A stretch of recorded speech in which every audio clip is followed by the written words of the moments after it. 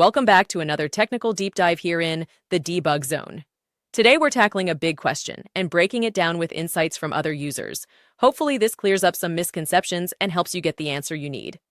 So buckle up, stay a little curious, and let's jump right in.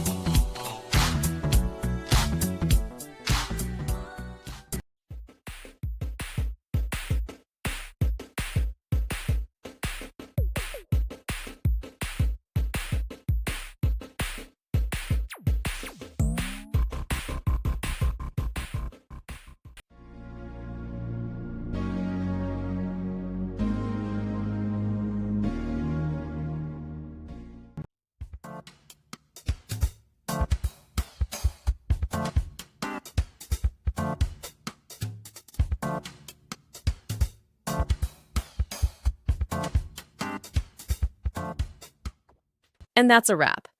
I hope you found the answer you were looking for. If you did, take a second to hit that subscribe button. It really helps out.